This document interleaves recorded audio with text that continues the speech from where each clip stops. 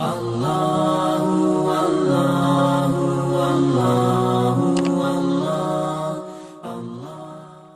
تفسیر روح البیان میں پڑھ رہا تھا، بات انحماق کے ساتھ ذہن میں آ گئی کہ حضرت عیسیٰ علیہ السلام گزر رہے تھے ایک جگہ سے، اور ایک نوجوان تھا آپ کی بستی میں، پودوں کو کھنگال کھنگال کر اس کی مٹی نرم کر کے ان کو پانی دے رہا تھا۔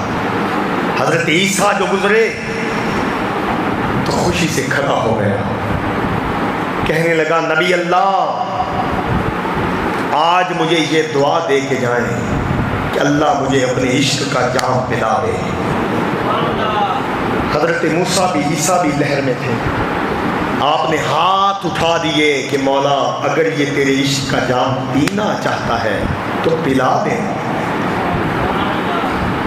حضرت عیسیٰ نے ہاتھ اٹھائے، دعا دے کے چلے گئے۔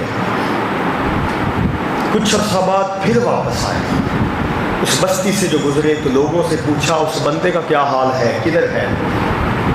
بندوں نے کہا حضرت وہ تو پاگل ہو گیا، مجنون ہو گیا، دیوانہ ہو گیا، اس کو تو اپنی خبر بھی نہیں۔ حضرت عیسیٰ بڑے متعجب ہوئے، آپ نے فرمایا وہ ہے کدھر؟ وہ تو یہ پہاڑوں میں رہتا ہے، سب کچھ چھوڑ چھاڑ کے دیوانگی پاگل ہو گیا، پہاڑوں میں چلا گیا۔ حضرت عیسیٰ اس کے پیچھے چلے گئے تو جا کے دیکھا، ذرا غور کیجئے گا، جا کے دیکھا تو وہ ایک پہاڑ کے چھوٹے سے ٹیلے پہ بیٹھ کر آسمان کی طرف نگاہ پھاڑ کے بیٹھا ہوا ہے، اور ٹک ٹکی باندھ کے آسمان کی طرف نگاہ اٹھائی ہے۔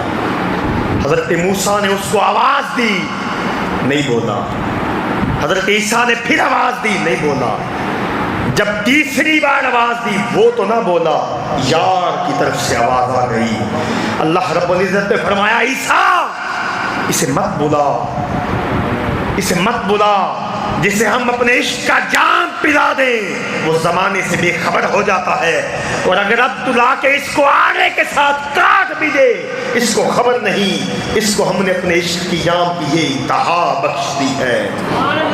مولانا روم کہتے ہیں کہ آشکار و شد مدرس حسن دوست، دفتر و درس و کتاب شارو اوست۔